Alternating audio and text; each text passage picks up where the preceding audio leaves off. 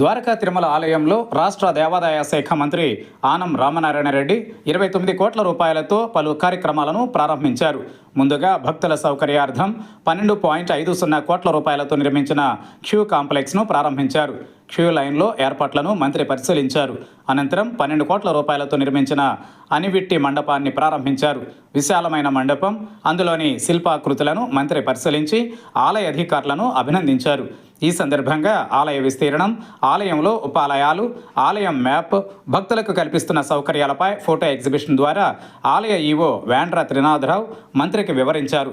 సామాన్య భక్తులకు ఎటువంటి అసౌకర్యం కలగకుండా త్వరితగతిన దర్శనం కలిగేలా చర్యలు తీసుకోవాలని, వేసవి దృష్ట్యా దర్శనం కోసం క్యూ లైన్లలో వేచి ఉండే భక్తులకు త్రాగునీరు, మజ్జిగ వంటివి అందించాలని, ఎండ తీవ్రతకు ఎవరైనా గురైతే వెంటనే చికిత్స అందించేలా ఆలయ ఆవరణలో మెడికల్ క్యాంపు నిర్వహించాలని ఆలయ అధికారులను మంత్రి ఆదేశించారు. అనంతరం కొండపైన శివాలయంలో 4.50 కోట్ల రూపాయలతో నిర్మించిన 5 అంతస్తుల రాజగోపురాన్ని మంత్రి ప్రారంభించారు. శివాలయంలో మంత్రి ప్రత్యేక పూజలు చేశారు. మంత్రి వెంట Gopalapuram MLA Maddipati Venkataraju, joint collector doctor MJ Abhishek Gowda, వంశ పారంపర్య ధర్మకర్త మండలి చైర్మన్ రాజా సూరానేని వెంకట సుధాకరరావు, అనువంశిక ధర్మకర్త సూరానేని నివృత్తిరావు, ప్రధాన అర్చకులు PVSSRJ ఆచార్యులు, దేవాదాయ శాఖ సంయుక్త కమిషనర్ ఆలయ ఈవో వేండ్ర త్రినాథరావు, మాజీ ఎమ్మెల్యే గంటా మురళీ రామకృష్ణ, DSP శ్రవణ్ కుమార్, దేవస్థానం ట్రస్ట్ బోర్డు సభ్యులు ఉన్నారు.